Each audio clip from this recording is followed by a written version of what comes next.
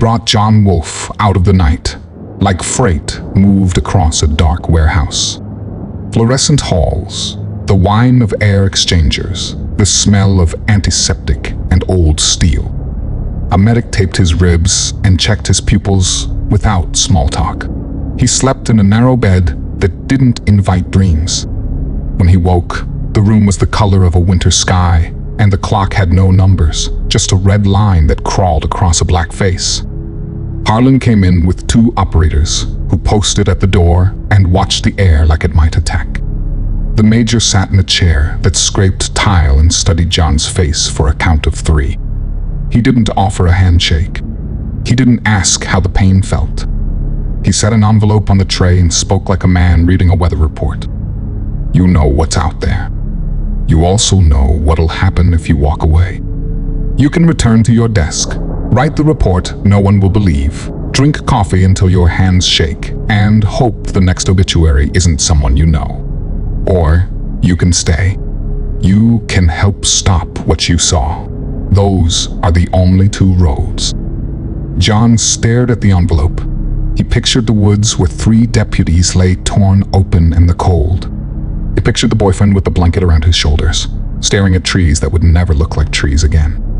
He didn't want to be the man who sat in a quiet kitchen and waited for the next call. The choice hurt in a way that had nothing to do with cracked ribs. I stay, he said. Harlan nodded once. Good, you'll regret it less. They moved him through the facility on a route that never turned where he expected. Concrete walls, cameras nested like black eyes at each ceiling corner, pressure doors that sighed before they opened. He saw lab coats through glass, silhouettes at benches, the bright flash of a welding torch behind a curtain. No one wore a name tag. No one smiled. The place felt like an argument with the world that had been going on for decades. A viewing room waited behind a final door. The glass took up an entire wall, and the lights were low enough to make the reflection of the room float over the image beyond. John stepped close until his breath fogged the pain. He told himself he was ready for what he'd see. He was wrong. The juvenile filled the far half of a reinforced pen that looked built for a small car. Steel bars boxed the space, each bar thick as a wrist, cross-braced with welded plate. The floor was ribbed metal with drains. A feed chute hung at one end, closed by a lock that looked like it would rather be on a bank vault. The young one paced a short path and turned with a snap at each end, like a soldier on punishment. Its fur was darker than he expected, more charcoal than black, with a thin sheen that told him it hadn't been eating well. The eyes were the worst part. Pale, bright, empty of everything except attention. Not curiosity, not fear, not recognition. Pure attention, cold and flat. Cruz stood at the glass already, one hand on the frame like she needed to hold the building in place. Her bandage ran from hairline to temple. The bruise on her cheek had turned the yellow of old fruit. She didn't look away from the thing in the pen. Harlan took his place at the back of the room and spoke in a voice that softened by a fraction. You needed to see it. You needed to confirm that our assessment isn't theater. It's real. It's contained. The juvenile stopped pacing and turned its head toward the glass like a string had been pulled. John felt a cold pressure roll across his skin, a prickle that began at the base of the neck and ran down both arms. The young one stepped forward, claws ticking against metal, and pressed its muzzle against the bars. It inhaled in a long, slow draw that sounded like a bellows pulling breath across hot iron. A line of saliva hung and swung from a tooth and didn't break. When it exhaled, the breath fogged the glass. The eyes didn't blink. Harlan spoke from behind them. We don't imprint. We don't reward.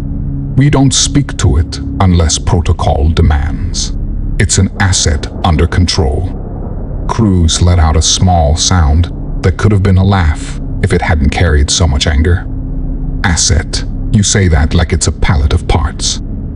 It's a designation, Harlan said, not a judgment. It's both, Cruz said without turning. You stole a child out of the woods and built a prison for it.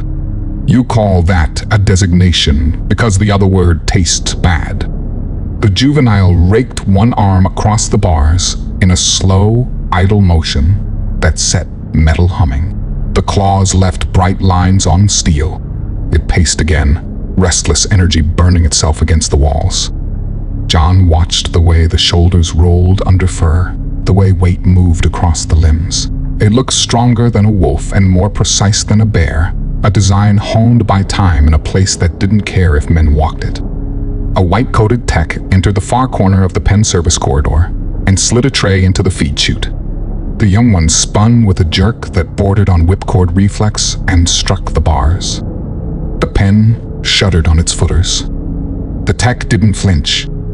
He keyed the lock, sealed the passage, and walked away with the same pace he would have used at a grocery store. The juvenile sniffed at the tray and ignored it. "Does it eat?" John asked. "Enough to keep it alive," Harlan said. "Not enough to thrive. It's stubborn. It knows what it wants, and this isn't it. We accommodate the minimum." The words stacked on the air like thin sheets of ice. John kept his eyes on the pen, because looking at Harlan would have required more control than he had. "Walk me through the mission," he said. Harlan tapped a wall panel. Maps bloomed across the glass in a layered overlay that floated over the pacing young one. A wash of topographic lines, river threads, swamp symbols, elevation numbers. The McCormick, the Dead River Basin, ridges that folded like knuckles across the green. "The adult is attacking along these arcs," Harlan said, drawing two fingers in crescents that hugged the high ground. "It runs the ridgelines, drops into low ground to strike, and uses drainages to vanish. It hits flanks, singles out stragglers, and punishes pursuit. We've learned to stop chasing. We hold ground and make it come to us." "You make it come," Cruz said, "by keeping the young one where it can smell steel and fear." Harlan ignored the comment. "We deploy at dusk. Sensors here, and along this saddle. Fixed lights brought in by mule. A drone net to catch movement in the canopy. We're not trying to kill it blind. We force it to show a decision point." "Containment," John said. "If possible," Harlan said. "Termination, if required. We prefer data over trophies." Cruz swung on him at that. "Data isn't a word you get to use to wash blood off a floor." Harlan's jaw tightened for a second. It was the closest thing to emotion that had crossed his face since he entered. He closed the map with a touch, and the young one filled the glass again, circling. The helicopter slammed into the clearing with a roar that rattled teeth. Its downdraft bent the pines and sent fog whipping across the forest floor. Men spilled out with crates, their boots sinking into moss and black mud.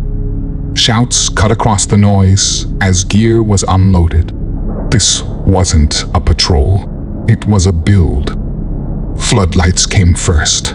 Operators drove metal stakes into the earth, wired them to portable generators, and cranked them upright until the clearing glared like a stage. Tripod sensors were placed at the perimeter, each one blinking green before syncing to the handheld monitors. Drones were lined up on crates like blackbirds, their eyes glowing faint red as techs programmed them for short runs above the canopy. Tents snapped open across the site. Command tent in the center, comms tent to its right. Supply tents on the far side, sleeping quarters arranged in tight rows. Cables ran across the ground like vines. The smell of diesel spread as the generators roared to life, drowning out the night chorus of frogs and insects. John watched it all with a knot in his gut. This wasn't just a temporary hunting camp. It was a forward operating post, the kind soldiers put down when they expected war. Cruz muttered as she helped string cable to a floodlight. "They brought too much gear for a hunt. This isn't about tracking. This is about digging in." John drove the stake into the dirt and kept his voice low. Feels like they're building bait. By the time the last tent was staked, the forest around them had changed. The generators and lights pushed the night back, but the trees looked heavier just beyond the glow. Black trunks stood like pillars holding up a roof of fog. The woods had gone quiet. No birds, no insects. The silence pressed like a hand over the mouth of the world. Harlan walked the perimeter with his rifle slung tight. His voice cut over the comms. Spacings clean. Perimeters live. Sectors are assigned. Everyone holds position. It'll test us before it commits. The men nodded, though John could see the nerves in their shoulders. These weren't rookies, but the stories about what waited out there had already taken root. Deputies ripped apart. Hikers butchered. Campers vanishing in pools of blood. Every man here had seen the photos, and every man here knew the floodlights wouldn't stop something like that. John crouched near the command tent with Cruz. She checked her rifle, eyes flicking between shadows. "Tell me you see it." "See what?" he asked. "All this," she said, gesturing at the compound. "The crates, the tech, the tents. This isn't a mission to kill it. This is a mission to provoke it. They want it angry. They want it to come here." John didn't answer.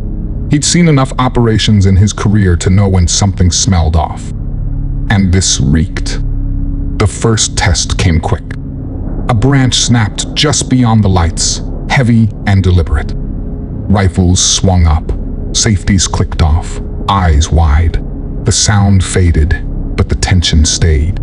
Minutes later, something moved fast along the perimeter, low to the ground. A sensor pinged once, then went dead.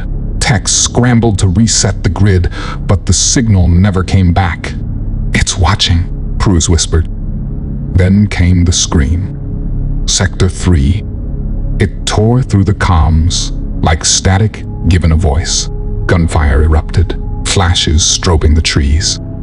Another scream cut off sharp, like meat slapped on stone. 3, report, Harlan barked. Silence. Dragging sounds followed, claws pulling something heavy across dirt. The lights at that sector flickered and died. "Hold positions," Harlan ordered. "No pursuit. It wants you to chase." The men froze in place, breathing heavy. The dark, just beyond the clearing, felt thicker now, as if it were alive. Another scream. This one closer.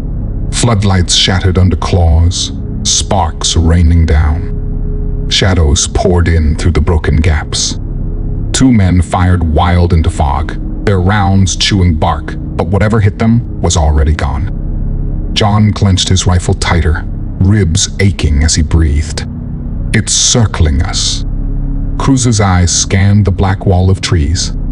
"It's not circling. It's drawing the map, cutting lights, picking corners, seeing how fast we react." The compound felt smaller by the second, the lighted circle shrinking with every floodlight that went out. A blur shot into the edge of the camp, claws flashing. A man screamed, firing point blank before being yanked into the fog. Blood sprayed the ground, steaming in the cold. "Contact, contact." Voices shouted. Rifles thundered, muzzle flashes lighting shadows. The dogman vanished between bursts. John's heart hammered. "It's playing with us." Cruz shook her head. "No, it's teaching us. And they're letting it." Her words dug in. The compound wasn't built for protection. It was built for observation. To bait the beast into revealing itself, its tactics, its rage. As another floodlight blew out and darkness poured in, John realized she was right. They weren't out here to end the nightmare. They were feeding it. The compound smelled of diesel and damp earth. Floodlights buzzed overhead, throwing harsh light across the clearing, but the forest pressed in heavy and alive. The dogmen had already tested them, breaking branches, dragging men off into the dark, and everyone knew it was only a matter of time before it came again. John walked the line, rifle tight against his chest, ribs aching with every step. Cruz moved with him, her eyes hard. "You see it now," she said under her breath. "This isn't a hunt. Look at what they've built. The lights, the sensors, the gear. They're not here to kill it. They're here to make it come to them." John didn't answer, but he felt the truth in her words. The clearing didn't feel like a defense. It felt like a lure. When the perimeter went still, John slipped toward a supply tent on the far edge of camp. The flap hung loose in the wind. Inside, the air smelled of solvents and oil. Crates lined the walls, marked with stenciled codes. He cracked one open and stared. Rows of tranquilizer darts gleamed in the lantern light. The labels stopped him cold. Dosage calculated for subjects under 200 pounds. He yanked a binder off the top of another crate and flipped it open. Lines of clinical notes filled the pages. Behavioral suppression, conditioning trials, adaptation windows, dosage schedules that charted how long the juvenile could resist before sedation broke it down. His throat tightened. These weren't for the adult at all. They were for the young one. The flap lifted behind him. John spun with his hand on his pistol. Harlan stood there, visor raised, eyes flat and cold. "You weren't cleared to be in here," the major said. John's voice came sharp. "These darts couldn't touch the adult. They're for the juvenile. You brought us out here to bleed while you keep its kids sedated, like a lab animal." Harlan stepped inside, calm as if John had only caught him moving cards. "You're quicker than most. Saves me time."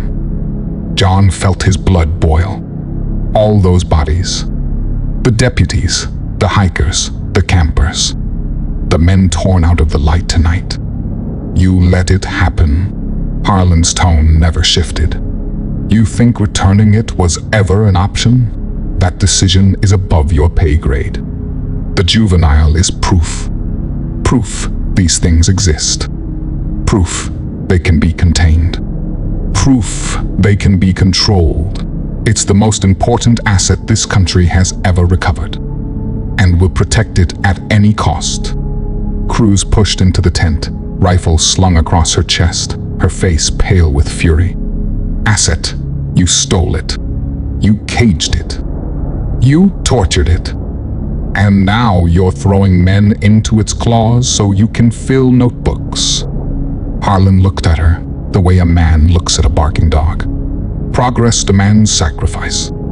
Innocent blood, guilty blood, it makes no difference. Control is all that matters." He turned back to John. "You're here because you've seen too much. You're useful until you're not." The words sank like stone. John saw the faces of the dead, the deputies ripped apart in the snow, Nora's body by the campfire, the boyfriend staring into the trees like he'd seen hell itself. The government wasn't fighting the dogman. They were feeding it, keeping the young one weak back at the facility so the killing could go on, all in the name of study. Cruz's voice cracked. "If we had any decency, we'd open that cage and let the parent take it back." Harlan's jaw locked. "That cage doesn't open. Not now. Not ever. You don't need to like it. You just need to do your job." Before John could answer, the night shattered. A floodlight exploded in sparks. A scream ripped through the clearing, high and raw, ending in a sound like wet wood breaking. The dogman had come. The tent shook as gunfire erupted outside. Shadows ripped across the canvas, huge and violent. Cruz raised her rifle. Harlan pressed a hand to his comm, barking orders with a steady voice even as chaos tore the camp apart. John burst out of the flap into hell. The dogman moved like lightning, a blur of muscle and claws that tore through the line. One soldier vanished in its grip before he could fire. Another was hurled against a generator, his body folding before he hit the dirt. The beast darted between the floodlights, too fast to follow, too strong to pin down. John fired, muzzle flash, catching pale fur and eyes for a blink before it was gone again. Men screamed. Floodlights shattered. The compound shrank with every pocket of darkness. Radios screamed with broken pleas. Sparks lit the fog as wires tore loose. The air stank of blood and fuel. And as John fought to breathe, he remembered the binders in the tent. Notes about sedation, trials, adaptation. The proof was right there. The government hadn't come to end this. They had come to keep it alive. Another scream tore across the clearing. The dogman burst from the shadows, claws dripping, its pale eyes locking on John. In that gaze was more than rage. There was recognition, and it promised this wasn't over. The clearing collapsed into chaos. Gunfire thundered from every direction, muzzle flashes strobing across fog and broken tents. Floodlights cracked and fizzed out one after another, plunging whole sections of the compound into black. Shouts tangled over the comms, clipped with panic, men firing at shadows that vanished before the rounds could find them. The dogman was everywhere at once. It slammed into the west flank, claws flashing. One man was dragged screaming into the tree line, his voice cut off like a switch had been thrown. Another soldier fired point blank before being swept into the air and thrown against the side of a truck with a sickening crack. John fired into the blur, ribs screaming with each shot. He saw pale eyes flash in a scope, then nothing but branches whipping in the dark. He couldn't track it. Nobody could. Cruz crouched beside him, rifle barking, her face lit in harsh bursts of light. "We can't hold this," she shouted over the chaos. Harlan's voice cut across the comms, steady, clipped, like nothing around him was falling apart. "Hold your ground. Containment is priority." Containment. John almost spat the word. Men were being torn in half, blood steaming on pine needles, and the major wanted containment. The dogman burst back into the light. It rose tall on two legs, fur bristling, jaws dripping. It bellowed a roar that rolled through John's chest like thunder. For a breath, the entire camp froze, rifles aimed, hearts hammering. Then the beast charged. Gunfire tore through the clearing. Rounds slammed into its shoulders and chest. Blood sprayed, but the creature didn't slow. It plowed into a squad, claws ripping through armor like foil. Men screamed as they were lifted, thrown, ripped apart. John raised his rifle and fired until the bolt locked empty. One shot found its mark, punching into the creature's side. The dogman jerked, turned, and its eyes locked on him. The look in them wasn't animal. It wasn't mindless rage. It was recognition. And it came for him. John tried to reload, but the beast was already there. It hit him like a hammer, knocking him flat. The air rushed out of his lungs. Pain lit his ribs like fire. Claws dug into the ground beside his chest, pinning him. Hot breath washed over his face, heavy with blood and iron. The dogman leaned closer, lips peeling back, teeth flashing in the glare of the floodlights. It lowered first on all fours, then rose taller, looming upright over him. Its chest heaved, its claws flexed, and John stared up at the end. A white light swallowed the clearing. Rotor blades cut through the night. A helicopter swept overhead, its spotlight blazing across the camp. The dogman snarled, eyes reflecting like mirrors in firelight. It hesitated, muscles taut, then, with a roar, it spun and bolted into the tree line. The light followed, but the beast was gone, swallowed by the forest faster than the eye could track. Ropes dropped from the helicopter. Figures slid down in black armor, rifles bristling, masks hiding their faces. They landed hard, fanning out, weapons aimed into the trees. Eyes on the perimeter. One barked. Where did it go? Another shouted. They didn't wait for an answer.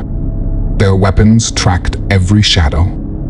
2 operators grabbed John by his vest, hauling him to his feet. His legs shook, blood warm against his ribs, but they pulled him into the safety of their circle. Cruz stumbled up beside him, face smeared with dirt and blood, rifle hanging empty. "You're lucky," one of the operators muttered. "It wanted you dead."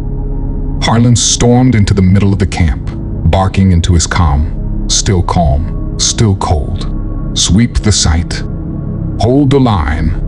Nothing leaves the perimeter." The operators pushed John and Cruz toward the helicopter as more black armored men covered the retreat.